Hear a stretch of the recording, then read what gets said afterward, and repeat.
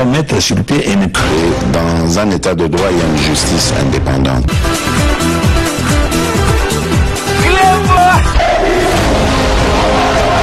Ce n'est pas pour rien qu'il faut des conseils.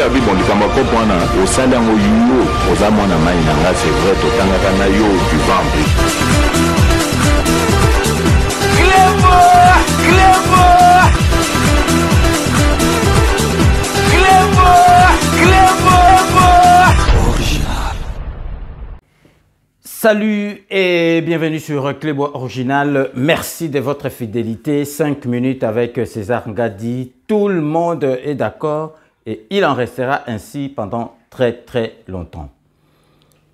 Plaisir nanga ezali ya munene po nako kanisa ke bozali ebele devant internet nabino, devant ba télévision nabino po na rolanda émission nabino 5 minutes avec César Ngadi après 4 jours ya kamwa repos muke to zongeli bino po na kosolo na bino makambo mboka. Boyebi 5 minutes ezali émission moko nulle part ailleurs. Ezali kaka awa ba analyse à boye, lobele à boye, masolo à vérité et puis objectivité à boye. Okomona yango kaka na 5 minutes na Clébois. Lelo, comme vous pouvez vous en douter, comme il fallait s'y attendre, tokoye ko tika actualité oyo et witi koleka na mboka na bisote, boyebi batu ebele bazali ko ça la différence te, il y a liberté d'expression na libertinage. Boyebi mboka na biso, en tout cas président oyo aye na démocratie, aye na liberté d'expression. Donc vraiment ezali président mosusu te, ezali Félix Antoine Tshisekedi Tshilombo Fachi Beton. Bomoni oyo ewiti koleka malgré tout que ba mauvaise langue ndenge ba mesanaka koloba bazali koloba n'importe quoi. Oh, il fallait pas bakangaye alobi makambo ezali koloba ba misusu na moniti bati ba vidéo ya Macron awa na France donc ba interpella qui na mutu moko na niveau campagne tango alobi na yo yo za président moko oyo penza nano France azwate président moko penza ya tinate wani ezali kofinga te ezali critique mais maman na biso Marie boyebi oyo alobaki atikaki cadre ya critique ya makambo ya mboka ya politique akotaki ti na kofinga ti na vie privée wana na kanisi ata na ba mboka oyo ezali na ba démocratie ewumela ata na France soko bandi kofinga mwasi ya Macron donc bandi kofinga Macron na ndimite ke bakotika yo donc vraiment eloko tozali koyebisa bino mama na biso Marie. Donc na déclaration na ye tango donc bakangaki tango asengi bolimbisi a maskaki ba makambu mais toyebi peye moko pe andimaki mutu akosi na makambu nyoso tuwana ezale Martin Fayulu mutu akie na piège. Maman Marie eloko biso tokolobela yo ozali na droit na yo ya ko critiquer politique mboka na biso ozali na droit na yo ya ko critiquer mokonzi ya mboka. Mais ozali na droite ya kofinga ezali donc mutu oyo azangi ba argument mutu oyo azangi maloba ya koloba asukaka se na kofinga. Tozali kolekisa bino sikoyo bolanda mama Marie tango bakangiye parce que bato ebele soki azali koloba malade ezalaka te soki ka bakangiye alba malade tu ebimi nga na bela kabo mais tango oza kotumbola leta tango ozali kofinga bakonzi ya mboka ozali koyeba te ke ozalaka na maladi bino moko bolanda mama Marie tango bakangaki ya monike asali vraiment makambo oyo il fallait pas sala ezalaki makambo politique te ekomaki makambo ya kofinga bino moko boyoka pardon na ye na première dame pardon na ye na peuple congolais. Donc restez connectés sur Clébois Original, on revient tout de suite. Na kozongela lisusu te tamkolo moko za mwana na ngai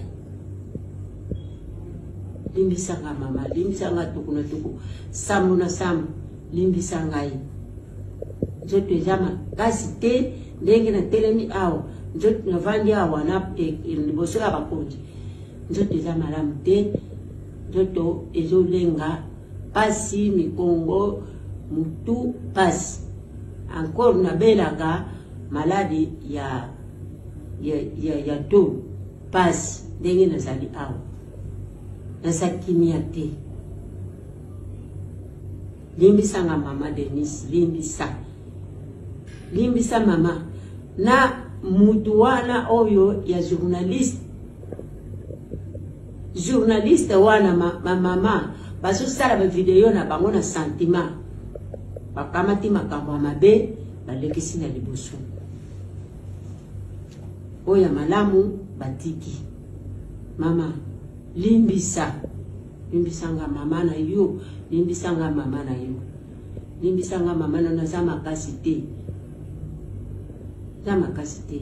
Kongo tambula kasango tala mama mukolo wana tala mwasi ya president keko bomiseye tala boy njoko nde ezala kili kamuna yote journaliste mutu aye kokotisa biso na mbeba. Bino moko boiti kolanda batebele balobi ba força ki ya loba na ndimité ba força ki ya loba parce que bato nyoso tout oyo balanda biso bayebi politique bayebi ke en tout cas alongwaki na nzela ya critique et komaki na nzela ya mafinga wana bakokaki jamais ko tika yango to tika yango boye. Donc avant de continuer émission na biso na sujet na biso ya lelo parce que zalika moko tozali ko marquer première pause na biso na kati ya émission oyo boyebi le 19 vendredi le 19 donc awa na France plus précisément na Noisy-le-Sec fête ya ba mongo ekozala wana boya kotala lolenge ba mongo bazalaka lolenge baliaka ndenge bazalaka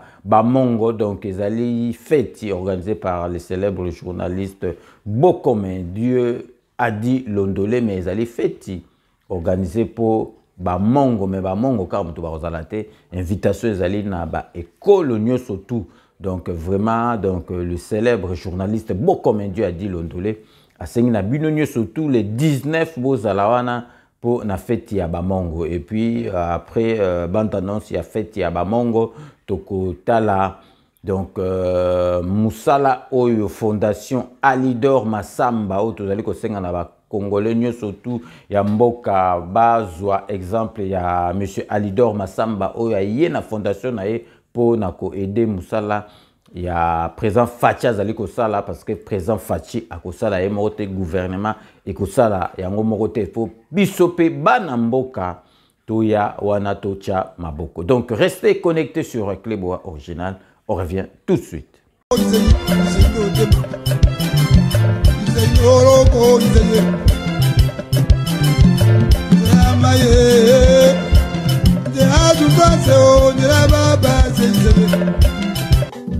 Vendredi 19 août 2022, de 20h à l'aube, venez vivre la fête Yaba Mongo.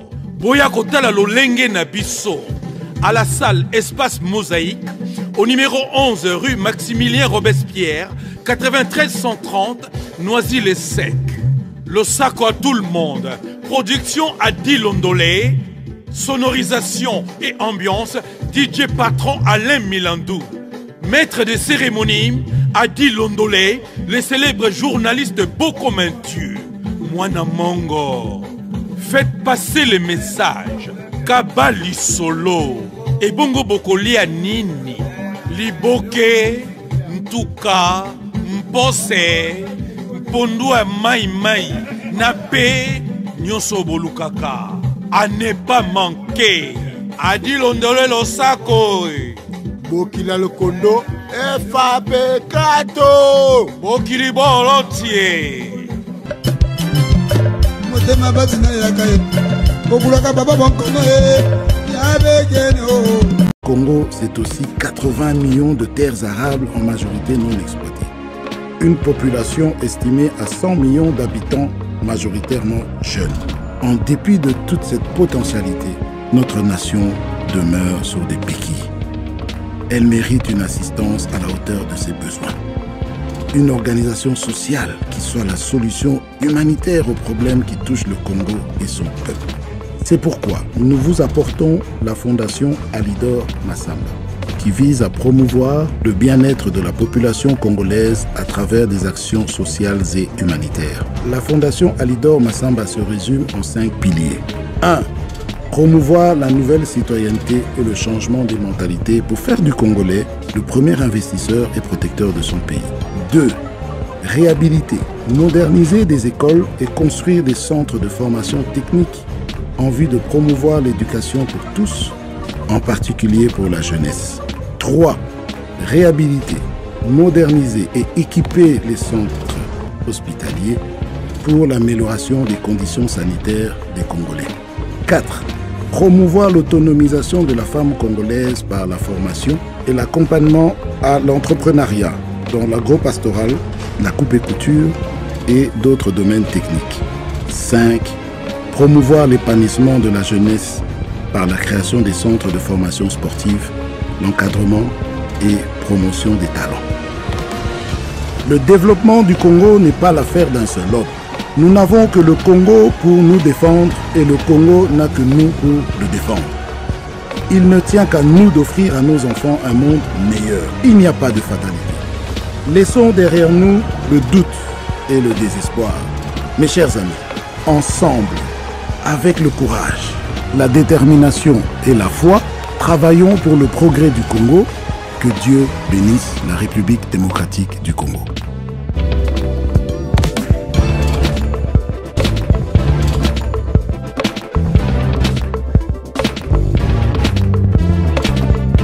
Puis le Morboto Holanda, donc rendez-vous est allé le 19 août donc de 20h à l'aube na fête ya Bamongo et puis Bolandi Fondation na biso ya ndeko na biso Alidor Massamba azali ko sala musala vraiment ezali komona na miso ya bato. Tozongi sujet na biso ya lelo poto lobela mama na biso Marie to kopesa oka conseil okoza na mutala muka okoza no muta eside donc okosala na yo critique oyo esengeli osala pona mboka na parce que ozali mwana mboka mekokota na buzoba oyo ya fayulu te. Nazali ko lakisa yo moko bato bazalaki na fayulu omoni ndenge bandaki bomoi na photo tala lelo esike suki.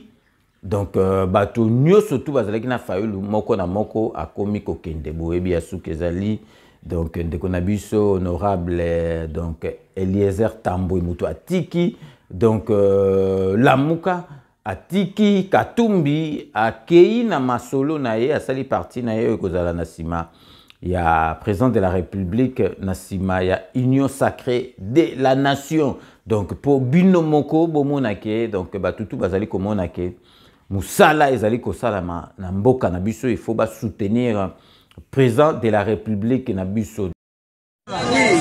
J'ai dit que le Chiluba c'est la langue des anges et Jésus avant de mourir la dernière parole était en Chiluba et c'était Eli Lamina Bisabata Biana.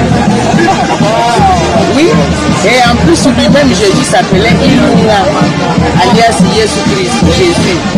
La preuve c'est que nous les mamans Balouba, quand nous prions, quand nous chantons pour glorifier, nous disons Mungunaye Ilunga Jésus. Mungunaye Ilunga. Ça c'est pour dire son nom c'est Ilunga Jésus. Voilà. Donc batunyo surtout bazalaki na fayulu omona batika ye atayo moko ozali komona donc muto bazalaki na ye oyo bazozala na ye sika nyoso tu oyo azalaki premier ministre na biso ya kala muzito ati atika ye muzito akoma kobeta discours oyo penza sengeli batu babeta oyo muto penza ya solo azali congolais oyo azali na souci ya mboka akoma kobeta muzito dernièrement aye odéclara lobike na aliro makambo ezokende ba réalisation président de la République oyo azosala amoni eloko nini te ke ako zanga deuxième mandat na ye peuple ako ndima ye na deuxième mandat na ye donc vraiment bino moko bozali komona ya ona tozali kopesa conseil na mama na biso Marie makambo boye ko bandela kate donc sala critique na yo ya mboka na yo zali libre sala parce que tozali na démocratie mais ko kende na mafinga ezali makambo oyo bakoki ko tolérer te même na ba pays au civilisé aya ba poto donc soko bandi ko finga bakotika yote bon yango na tozali ko lakisa bino bomo na batunyo surtout to ebisaki bino ba poste tout régalien ya mboka na biso lelo tozali ko mona bana mboka o to yebi ba petit frère ba grand frère na biso bazali ko zwa ba poste wana oyo ya liboso na l'air kanambe ezalaki kutu te donc bon naka mutu moko soka witi wapi alembala moko akomi soki nani mais ezali komona na mboka ekomi dirigé na bana mboka tozali kolakisa bino donc président ya assemblée provinciale ya Bas-Congo ya Congo central na kombo ya Jean-Claude Mvwemba donc asalaki session na ye extraordinaire oyo kuna na Bas-Congo tozali kolakisa bino ba image po botala musala oyo Jean-Claude Mvwemba azali kosala na province ya Bas-Congo en tant que président de l'assemblée provinciale. Donc restez connectés sur Clébois Original, on revient tout de suite.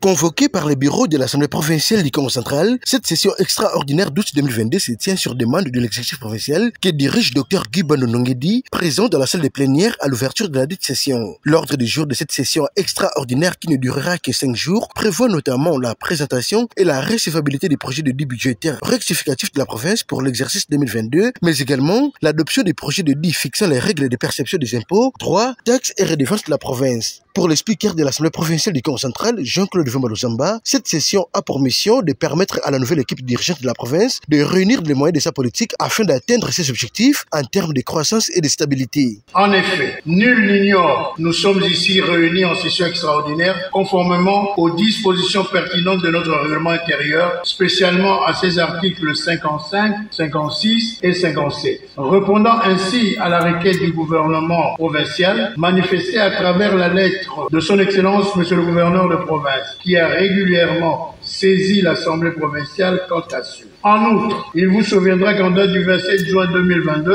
nous avons investi un nouveau gouvernement provincial qui, à l'issue d'une période probatoire d'évaluation, disposait à assumer ses responsabilités, a trouvé nécessaire de réorienter son action en définissant de nouvelles priorités. Dès lors, il est apparu indispensable de recourir à la représentation provinciale pour acter cette orientation par un acte législatif. D'où la convocation d'une session extraordinaire qui se trouve être la deuxième depuis le début de cette législature. L'ouverture de cette session extraordinaire était aussi l'occasion pour le président de l'Assemblée provinciale du Congo central de réitérer sa demande au chef de l'exécutif provincial de s'investir réellement dans les différents dossiers qui jusque-là restent sans réponse, allusion faite notamment à la révision des accords de la Société des péages du Congo et à l'implantation des services de contrôle technique des véhicules.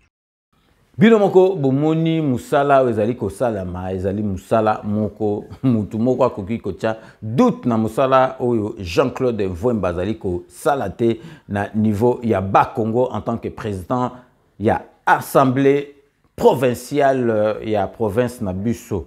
Donc merci na musala nyoso tu ezali kosala ezali komona na bana mboka nyoso tu. Donc mama na biso bomonaki bakangaki yesoki ezalaki na era kanambe mbele lelo amona na te akende na aner mais aner komi kosala musala nango neti ba aner ya ba mboka oyo ba France ba États-Unis d'Amérique ceux qui ont touché makambo ya président de la République banini aner muto ki pe yo bako kangayo na ndenga normal et puis ceux qui pe et sengili batika yo bako tika yo la preuve automoni na ma Marie botala jour oyo ba libéra qui ba ozong saye ti et sika nae avandaka bo kabino moko ba déclaration oyo asalaki devant ba caméra ya ba ndeko na biso. Donc restez connectés sur Clébois Original, on revient tout de suite.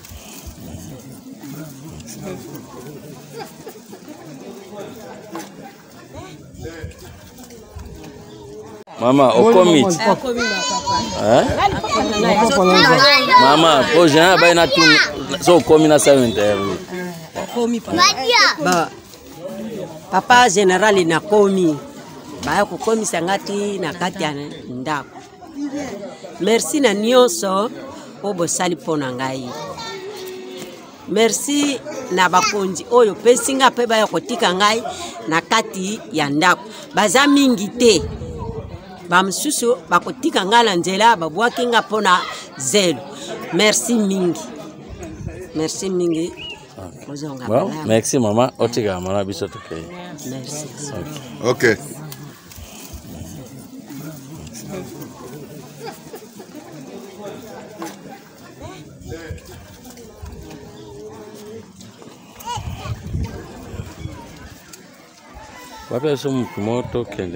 Bino Morboki, ma mari, boyo qui est à reconnaître ma carmonée à sali, donc à lobby, oyo, ezalaki, vraiment, il fallait à l'oba, bon, moni bino moko, ndenge suki, donc vraiment, ezali, tekena era kanambe, ezala soki ndenge nini, ekozala ndenge nini te, mais bino moko, avant de continuer, boko mona leçon oyo awiti kozwa, Maman Marie Boebi alobaki ba makamoko o ekoraki koloba mate sur première dame à côté na makamba politique té parce que première dame asala la politique té azakutuana azali ko aider na fondation na ye ya Denise Niakero azali ko aider mboka na biso boko mona siko avant to la Sabine bota la première dame denga pesa qui leçon vraiment ya morale abimiseli na Bible pour na olakisa ke makambo lobaki ezali makambo koki kolobate mais avant to kende na ba image oyo première dame a tenaki à recevoir maman na biso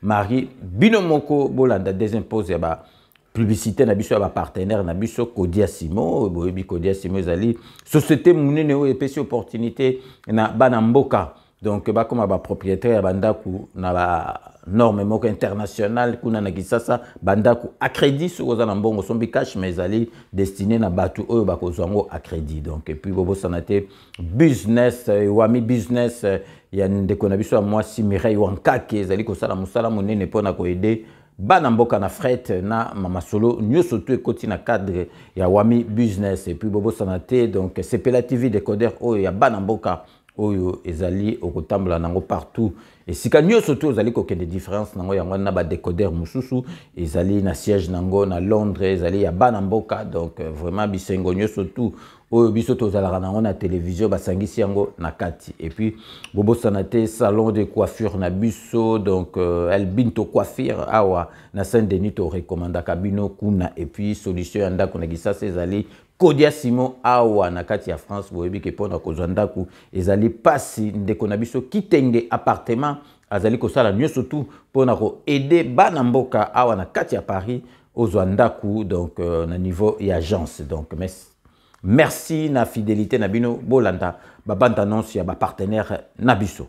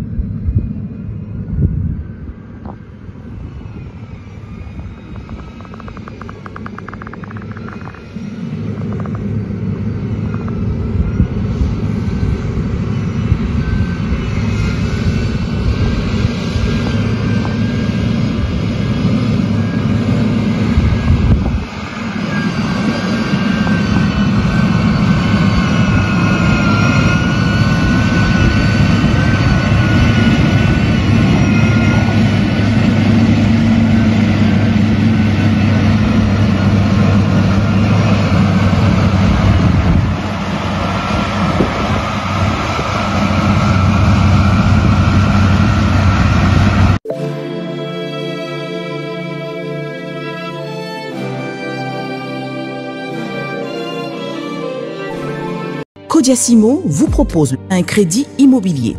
Vous êtes du Congo ou de sa diaspora? Vous désirez devenir propriétaire en RDC et faire construire votre maison en toute quiétude?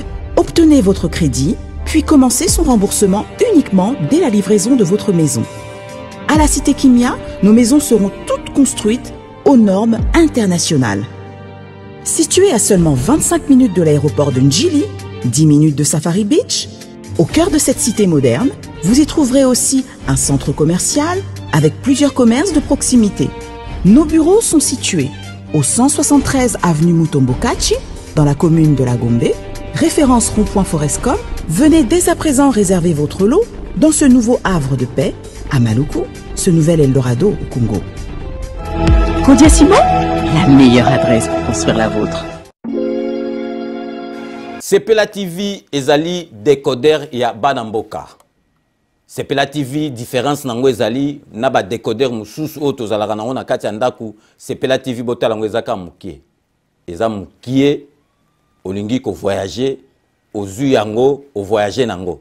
Parce que ba décodeur obiso tozalaka nango evandika na ndaku mais Sepela TV déjà eza mukie botala ozu o kolisa ngo na poche na kosi na poche à veste o voyager o memi yango partout dans le monde ici kazo kende.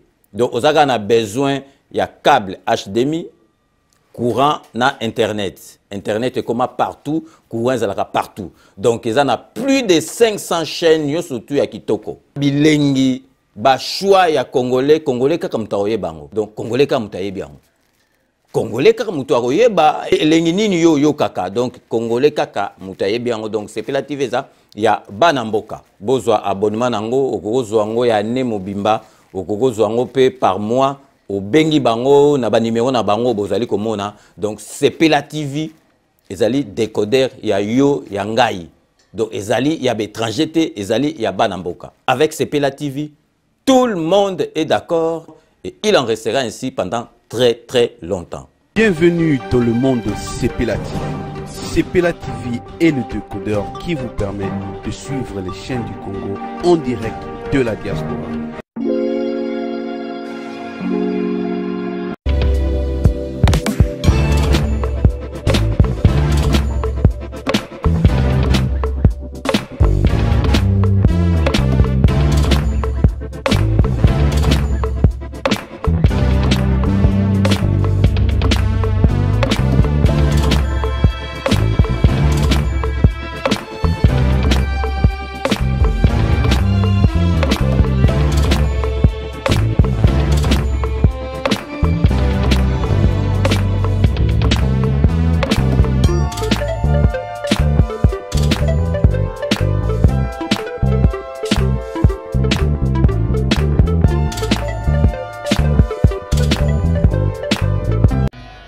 Elbito Coiffure toujours, ça marche comme ça là, avec l'expédition là, toujours.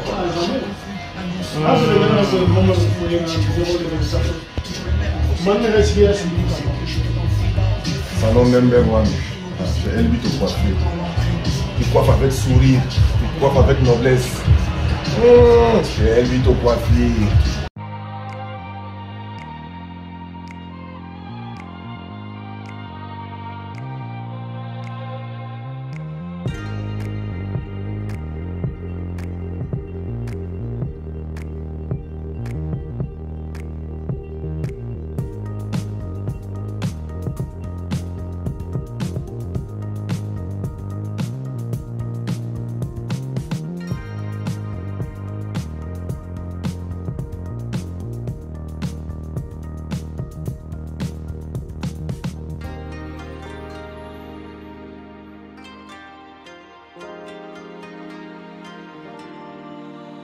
Merci na ba partenaire na biso na bino bato bopesa bango confiance na ndenge bango bapesa biso confiance donc botikate faut za la sima ya bandeko na biso soki asali eloko chaye poa po akendese liboso tozali sikoko like sabino botala na ba image ndenge Maman Marie bayambaki na première dame donc soki omonika première dame vous senti yomo kazali vraiment moi simoko maman moko azali ya boboto ya calme donc okoki ko lukakutu ozone problème te lobe na déjà zo sentir azali maman oyo ya boania maman oyo vraiment azali donc calme na mutu na e posé ezali ko sentir na denkaka donc ezaleli na ye ozali ko mona yango kaka na ba image donc botala ndenge bayambaki maman na biso Marie na première dame maman na biso Denise Tshisekedi oyo a lobelilie ndenge sengeli alobale pe a pesi ba conseil a salier moral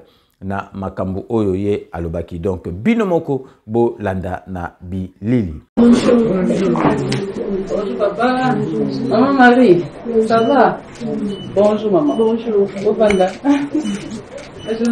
Bonjour. Bonne. Bien, maman. En tout cas. Maman Marie, bonne santé. Santé. Bien, Madame Mouké. Oh, Mouké, vous souciez moi. Je suis ça, madame. En tout cas. Na sepeli, c'est la bébé, non? La bonne générale, n'a pas même la maman Marie na sur la naï. Pour critiquer politique à Mkozamboka, c'est normal. Mais ma fille n'a pas ma vie. Oui, Nicolo, tu as un dossier, moi, tu as de la maman Marie Info.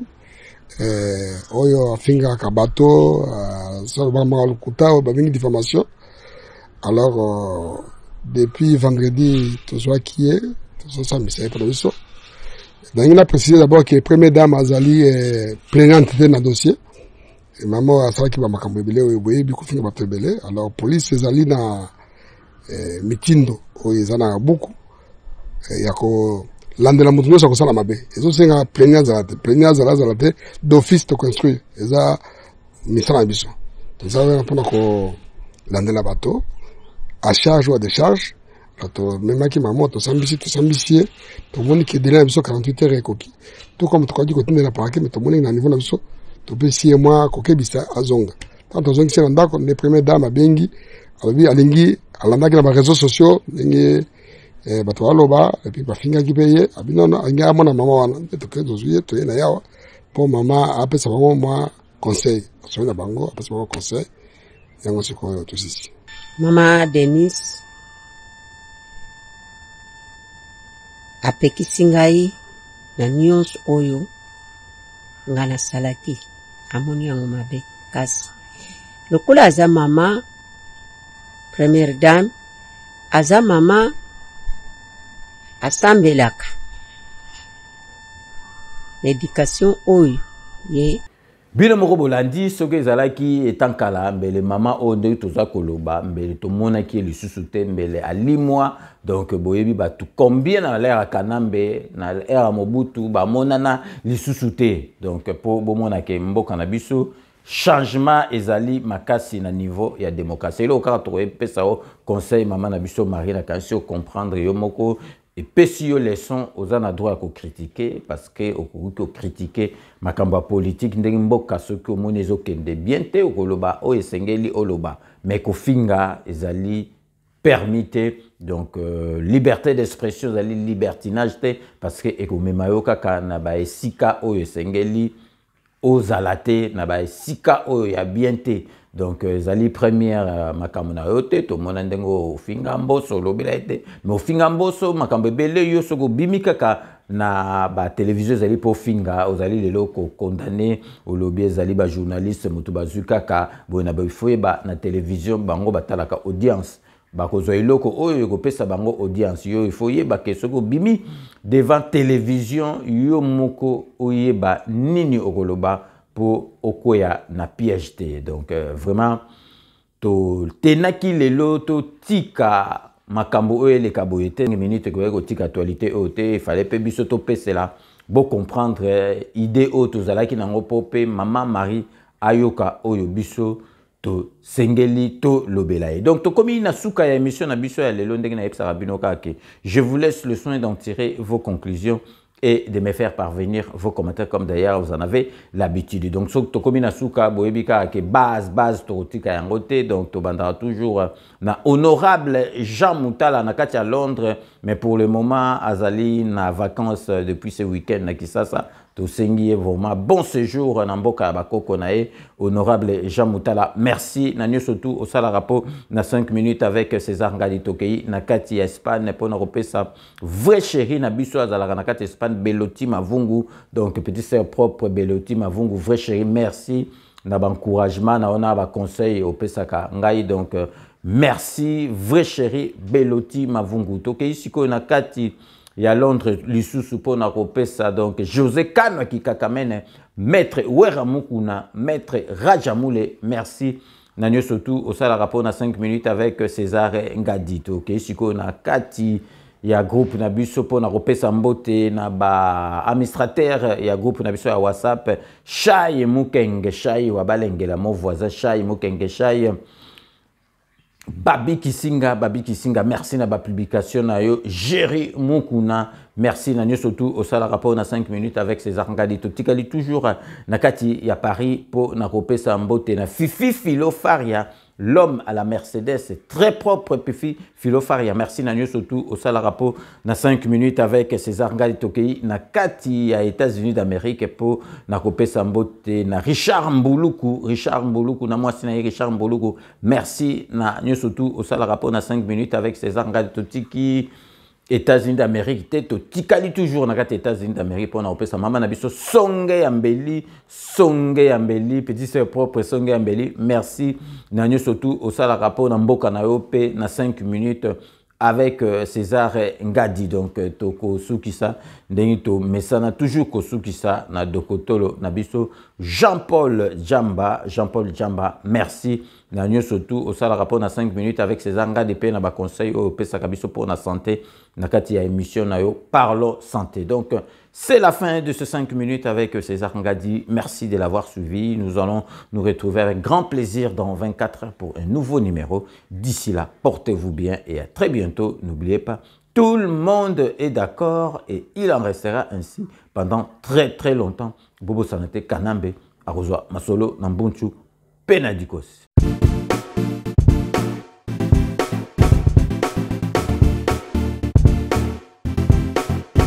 On doit mettre sur pied et créer dans un état de droit et une justice indépendante.